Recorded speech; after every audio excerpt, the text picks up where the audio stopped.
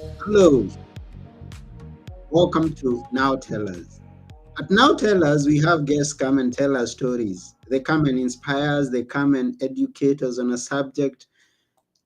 And always we're having great guests like today. Today we have a great guest. His name is Ronald Kimmons, and he's going to tell us about writing a novel. And I want to thank you, each and every one of you who's watching, those who get to watch even after we are through the recorded version. We thank you for taking your time. And we ask you to please send us a comment, ask us a question, and we'll be glad to reply to you. Remember to subscribe to our channel or follow us on whatever platform that you are watching us on. And let's keep growing. Let's keep encouraging one another. Let's keep on getting new ideas as our guests come and bring them to us. And now, without taking one more minute, I'm going to go together with you and meet Ronald. Here we go.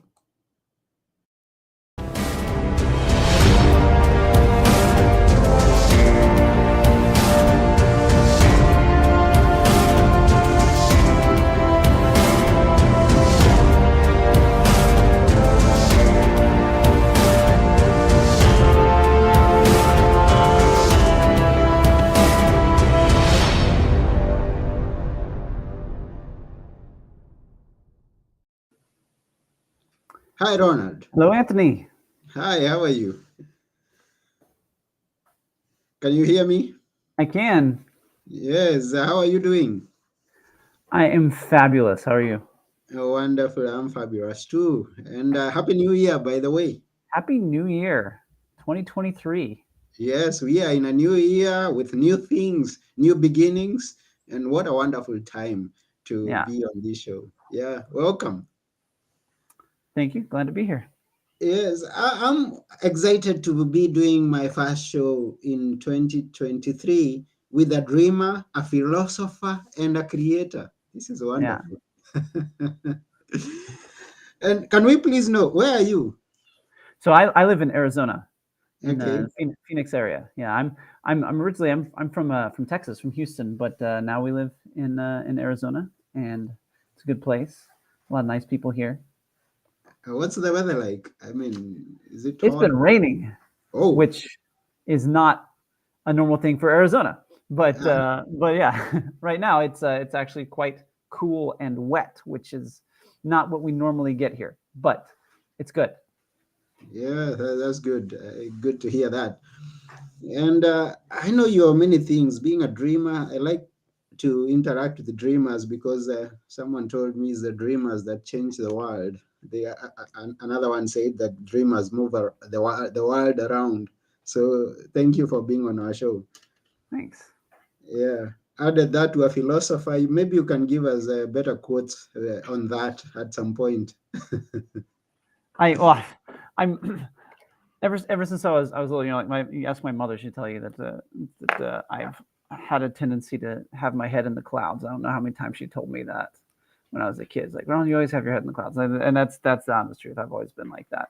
Hmm. Um, I tend to have trouble focusing on one thing, and just kind of my mind kind of goes all over the place, which can be good and can be bad. It often keeps me from accomplishing things, but it's the source of a lot of interesting ideas. Wow. And how was it when you were growing up? Wow, the experiences some stories you'd like to share with us that is interesting for this Well, just episode? when I was a kid, we lived in a rural place, and we moved from when I was really little. When I was really little, we lived in the suburbs around Houston. Then we moved to a rural place, and this is pretty rural. I mean, it had we lived on a dirt road. We had about 20 acres of land, and and that included uh, woods, and we actually had a ravine that went through our land, and we would play outside a lot, and go down in the ravine, and build tree forts in the big oak trees. It's very conducive to to little kids with imaginations, being able to go out and just kind of wander around and imagine all sorts of things, of monsters in the woods and battles between heroes and evil wizards and all sorts of things like that. It was just very it was a very the environment was very conducive, I think, to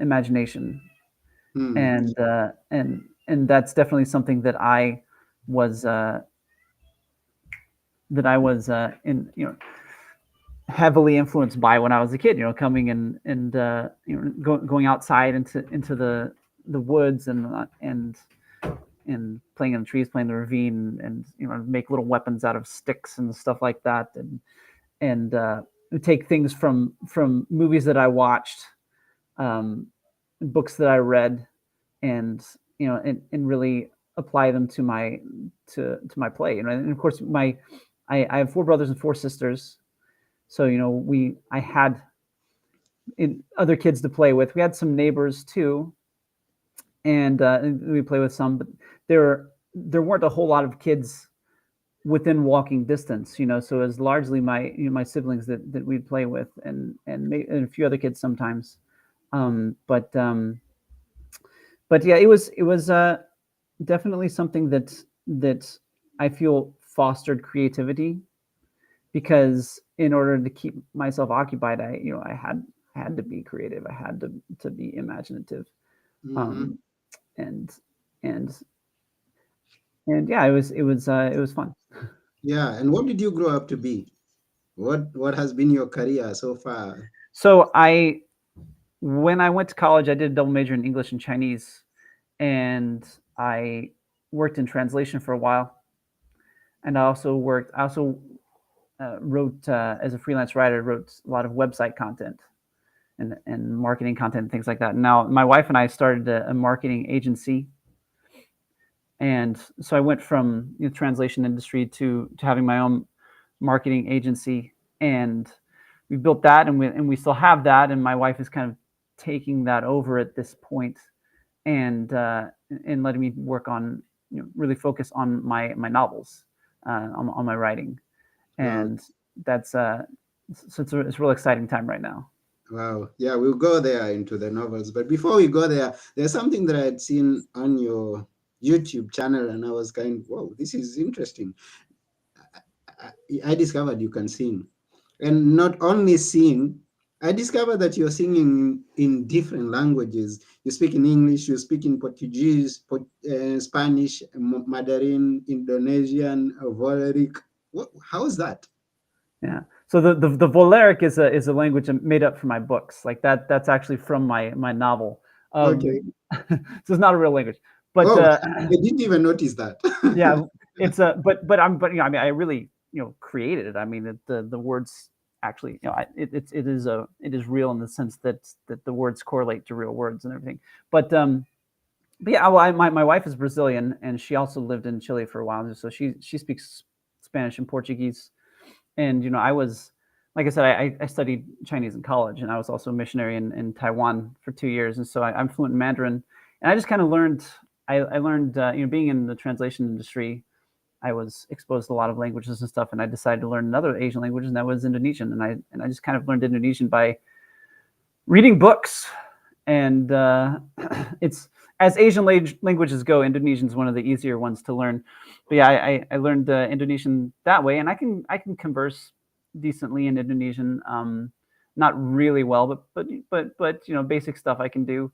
And like I said, I'm fluent in Mandarin, and I'm pretty close to fluent in Spanish. I know fluency is kind of a vague concept. Like, what do you mean? What do you mean by fluent? I can definitely we went to Puerto Rico recently, and I can if I run across people and who speak Spanish, and there's something that I need or want to know or something, I can talk to them just fine. And so I speak Spanish pretty well, not as well as I speak Mandarin, but pretty well. Wow. With all those with all those languages, I suspect you can also speak some Swahili. No Swahili yet. No Swahili yet. I speak That would be Swahili. cool. I come from East Africa, Yeah, Kenya to be specific. yeah. I mean, Uh, as you know, being someone in the translation industry, like I know what Swahili is and how it's meaningful in Africa. You know, as a lingua franca Mm-hmm. between people who speak different languages and everything. But yeah, I haven't studied it yet. Yeah, but you speak some, and let me prove to you that you speak some, and you start telling people that you speak Swahili. Do you know Hakuna Matata? I do know Hakuna Matata. Yes, What also does know that mean? Ubuntu. Huh? Hakuna Matata. That means there is no problem. No problem. Yeah, No worries. yeah. Now, your novels. When did you start writing? I mean, you told us that you wrote some website content. How did all that weave into you becoming a writer of novels? And you Um, told us well, about since I was little, I Brian. wanted Yeah. to be a novelist, you know, Mhm. and I wrote stories.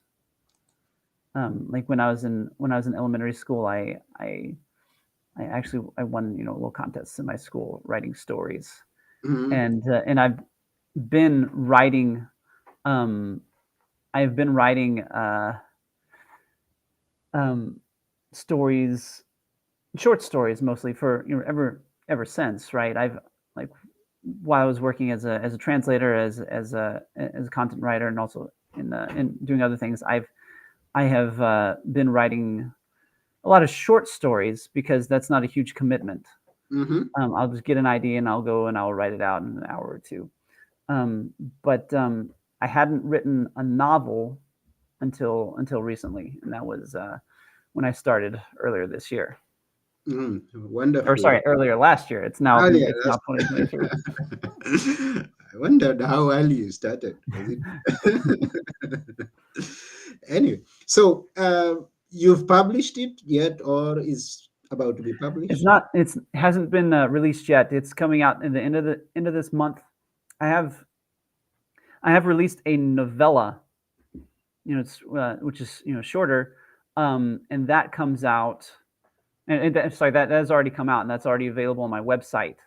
And Mhm. it's the novella is a prequel to my novel. It comes before my novel, um, and the story behind that is like I was writing the novel, and I have a character in there who is an investigator, is a private investigator, and I mentioned how he helped to find a serial killer who is nicknamed the Wolfman, and and I took that and I said, well, that would be an interesting story. I want to tell that story, how he helped to find the Wolfman. So I actually went back and wrote the novella about that, about how he went and found the Wolfman. And that's what the novella is about. So even though I wrote it after I wrote the novel, but it comes before, and Mhm. it's already been released, and it gives you a good taste of my writing and of the story that's going to be the bigger story that's going to be told in the novel.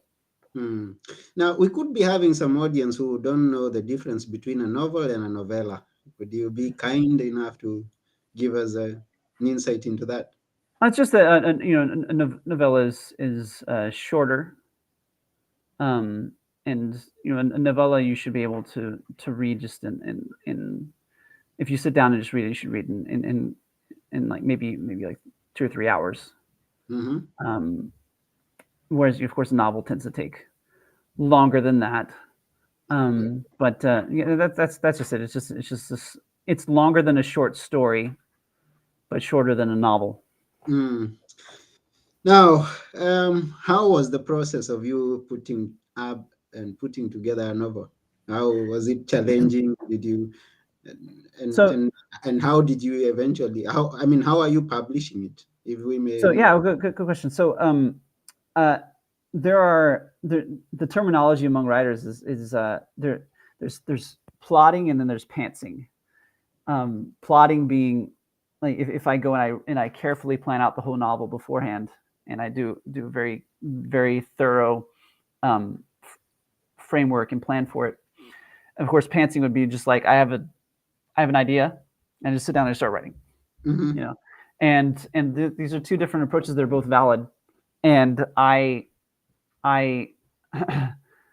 um, the first in this novel in Wild River, I actually did mostly it's plotting. I plotted it out really well. Okay. I went and did a full layout. I went chapter by chapter, giving a synopsis of every chapter that hadn't been written yet, and and did that, and then I went from there. So it wasn't, uh, and I knew where I was going when I began. Right, Mm-hmm. I knew what I wanted to get to. Now, of course, as I wrote it, I still ended up coming up with ideas as I went, and the framework, the plan changed a little bit as I went along, but still, I had a pretty clear idea of what I was doing when I started. Mm-hmm. And now I have during in the month of November, I participated in NaNoWriMo, National Novel Writing Month, where you're supposed to crank out a novel over the course of a month. And at that point, I had finished my novel Wild River, but I'm just still doing and up till now, I'm still doing edits of it. But I decided to go ahead and work on the sequel. Mm-hmm. So in the month of November, I started writing the novel that comes after it, which is called The Still Army, and I did that. I pantsed that. I didn't plot it. Okay. I just sat down and just started writing, Yeah. and I ended up writing about 40,000 words over the course of a month, and that was an interesting learning experience. It's probably gonna. I'm not anywhere near finishing the second novel in the series, Mm-hmm. but it was a great exercise, and it helped me in that it's going to help me put the finishing touches on the first novel because it helps me to more clearly see what I want to do in the second novel, so I know how better to connect to that. Yeah. And the reason of asking you that is because we have viewers or listeners who are interested also in putting together a novel. So Right. if you share your experience with them, then they could be inspired to start writing or maybe finish Yeah, something and already I mean, started. you just so much about writing is just sitting down and writing, just sitting down and doing it. Mm-hmm. And you know, and I interact with a lot of writers. You know, like I'm a lot of on a lot of online communities of writers and things. And something that I see people talk about a lot is writer's block. They talk about how they have these general ideas of what they want to write, but then writer's block just crushes them, and they're not able Mm-hmm. to get it done. And that's for me, that's not really ever been an issue. I don't I don't really deal with what with writer's block because like I do reach points where like I'm in a particular scene and I'm not sure what I want to do. Like I have a specific thing I want to happen and I don't know how to make it happen very well. Um, but when something like that happens, I just go and I write about something else. Mm-hmm. I just go, like, okay, well, I skip this. I say something happens here. I don't know what, and I skip the next part and I just keep writing. You know, Mm-hmm. and I'm always able to write something. So I don't really have writer's block in the sense that I can't write anything. I'm sometimes I kind of reach a limit in a specific scene or a specific story, but I can always write something. And the more I write, the more I'm able to write. Mm-hmm. So if I just skip over that part that got difficult and just keep writing something else, usually I can go back later Mm-hmm. after I've been writing other stuff. I can go back and say, oh, yeah, I know what I need to do here and do that. So writer's block never really is a thing for me because I do that. And I know that like I'm a fan of Brandon Sanderson and he's a big fantasy writer and he said the same thing. Mm-hmm. And you can see that because he writes so much. He publishes so many books. It's ridiculous. But he says that yeah, he doesn't really have writer's block because if he starts having trouble, he just with one book he just goes and starts writing another book, and then he'll come back to the first book later on. You know, so he's always producing stuff because writer's block doesn't really stop him. That's interesting to learn. And now we are interested to know what's your publishing plan. What with how are you planning to publish? How are you publishing it? Yeah, so I'm just self-publishing. I'm doing completely independent. I'm not really interested in working with publishers, you know, because I'm look where I'm coming from. I'm coming from having my own marketing agency, right? Now it wasn't the what we do as a marketing agency is not publishing. You're not publishing novels, you know. So there's a lot here that I'm learning that's new for me. Mm-hmm. But we do have a lot of knowledge of marketing, right? And that's the main thing that publishers provide is marketing.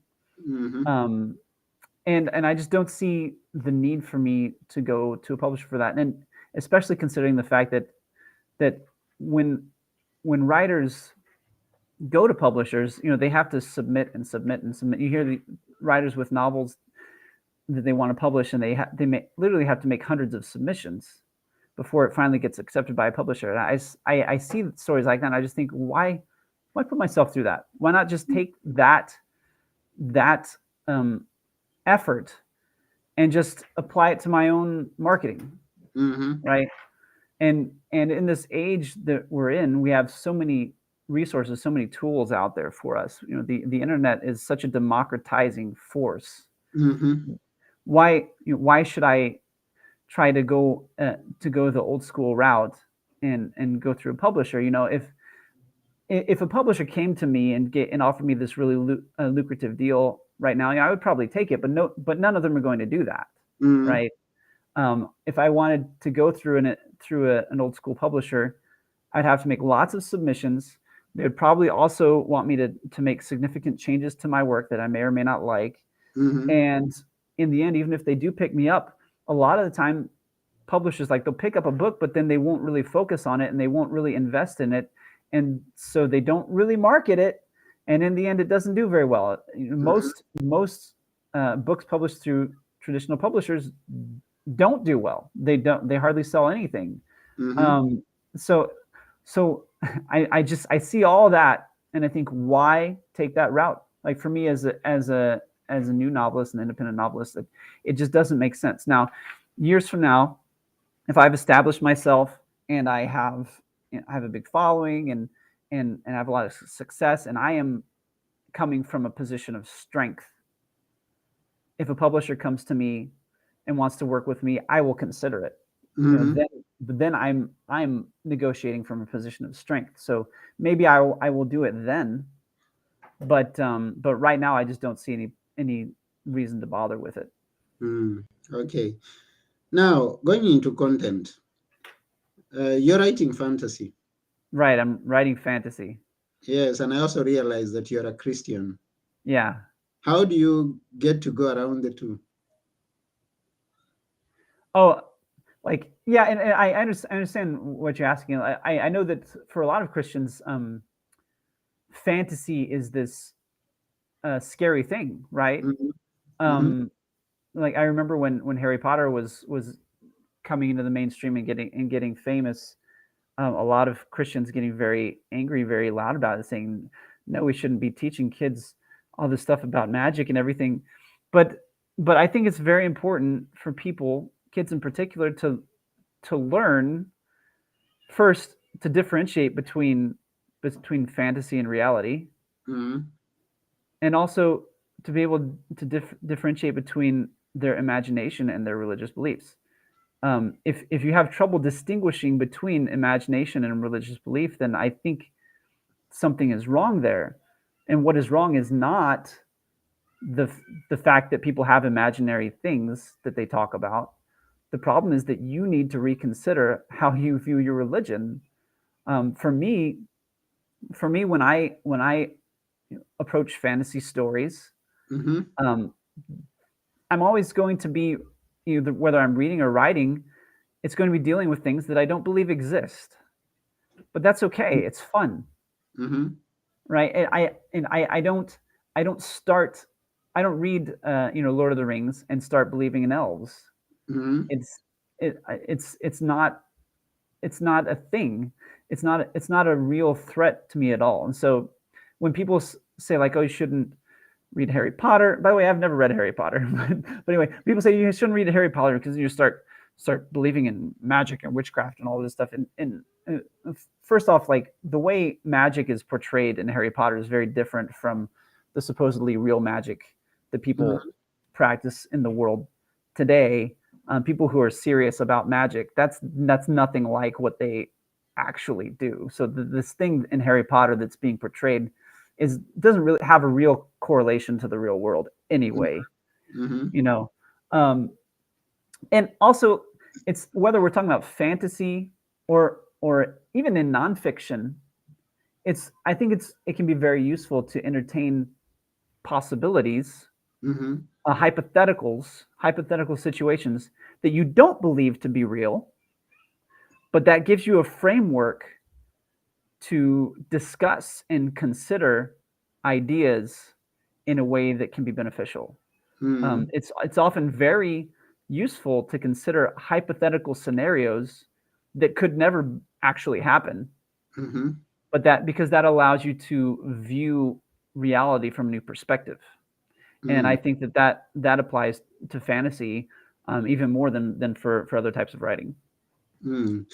Now, as we know that writers are readers, and I want to guess that you read quite much. Now, Mhm. which books, which authors have you been reading recently?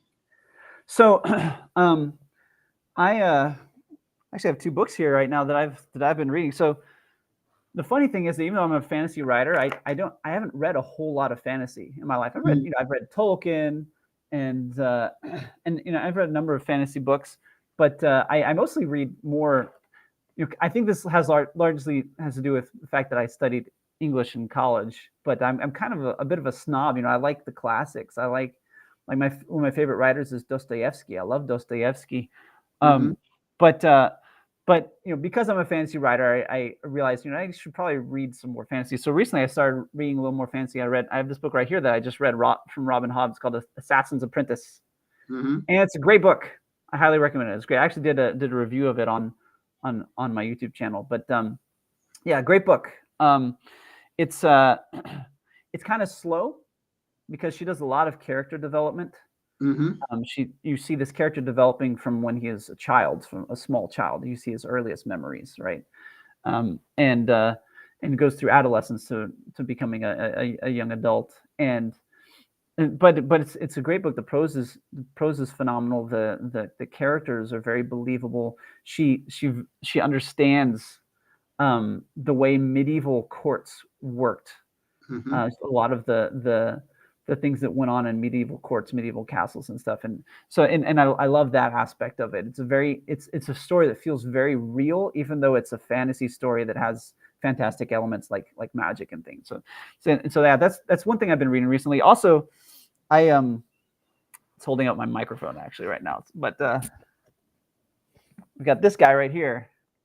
I had never read Lovecraft before. Lovecraft is kind of a big name in fantasy horror, and people talk about Lovecraft a lot, and people reference Lovecraft a lot. But I had never read any Lovecraft, so I actually just started reading Lovecraft just about a week ago. But it's definitely it's an interesting experience. I can see why people like him, why people think he's fun, and it's kind of like reading Shakespeare in the sense that you read it and it seems very cliche.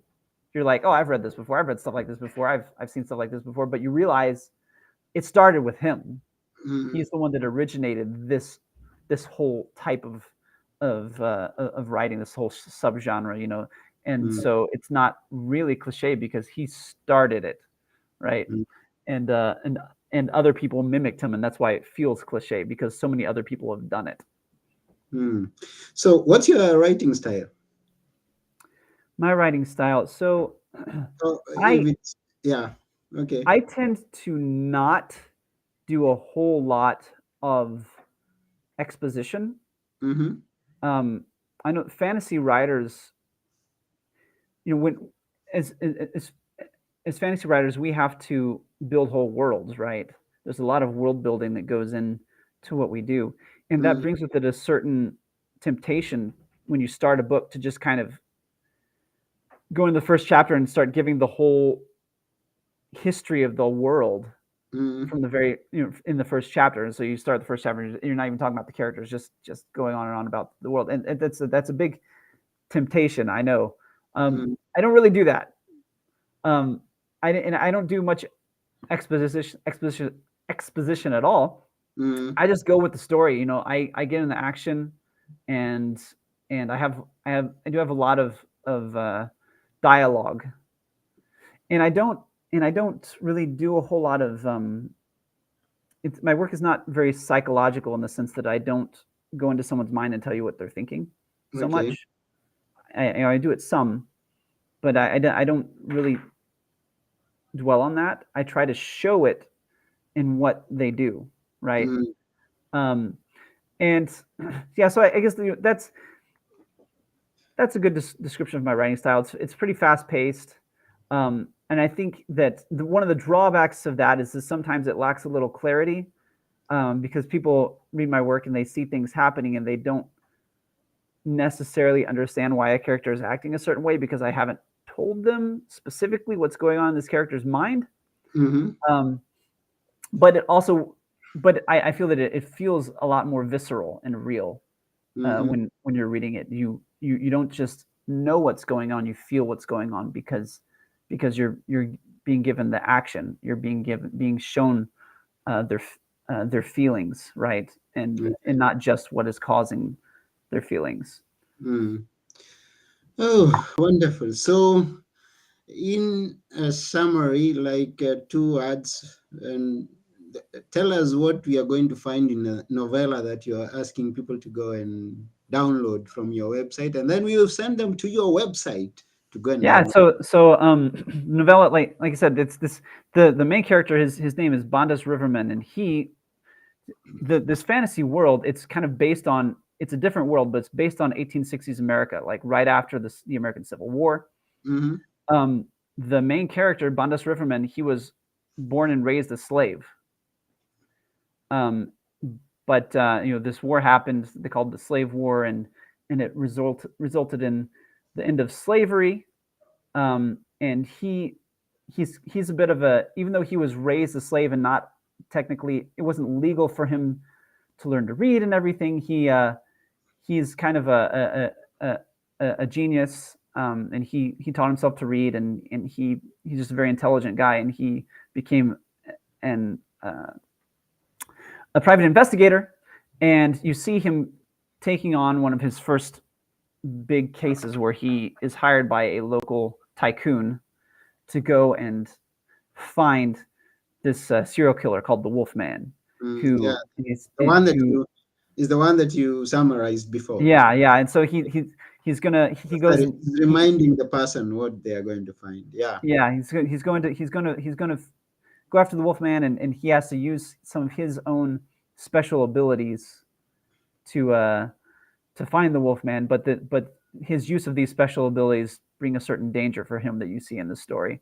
Mm-hmm. But it's kind of a little bit of a thriller, a little bit of a supernatural thriller, and kind of I think you would classify it as steampunk because of the era. But yeah, and that gives you a background of Bandas Riverman, and that is the main character also of my novel that is coming out later this month. So where will they find it if they want to go and read it? My my website is ronaldmkimmons.com. ronaldmkimmons.com. And if Mm-hmm. you go there, there's a button right at the top of the page that says download the free novella, and you can go there and get the free novella today. Okay, so that's www.ronaldmkimmons.com. Go Mm-hmm. there and download the novella and know how Ronald writes. Get the story of the Wolfman. I believe Den it's it's an called it's interesting called one. Den of the Wolfman. Den of Den the of the Wolfman. Wolfman. Yeah. Okay. Yeah, so that's about it. We really appreciate you taking your time. I believe there's someone out there who's been inspired to go and write, and or even go and read your book first and then write. And we thank you for that, for everything that you've shared. And thanks for having me on, Anthony. Hmm. And now it's just about time that we are signing off. But before we go, we ask you to leave us with a few words that we should always remember. What are they? So there's something that I actually put in my my novel, Hmm. that one of the characters wrote. I can't remember word for word, but she says discipline is everything.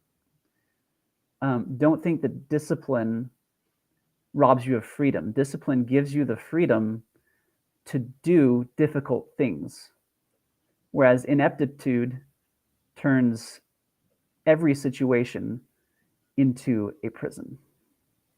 And then Mm. she says, the taut string plays the music. Mm. That's a good one for the beginning of the year. Uh, we So should keep be. going to the gym. Yes, let's keep going to the gym. Let's keep Yeah. on. doing the necessary things despite them being hard, despite us facing some challenges. Let's be disciplined in what we got to do to achieve what we have to. And always quote Ronald Kimmons. He's the one who said that. Yeah, so thank you, our viewers, our listeners. We really thank you for taking your time once again. And once again, we thank Ronald as we are signing off. And I've been your host, Anthony Morore. Together with Ronald Kimmons, we are saying bye for now. Bye, everyone. Bye.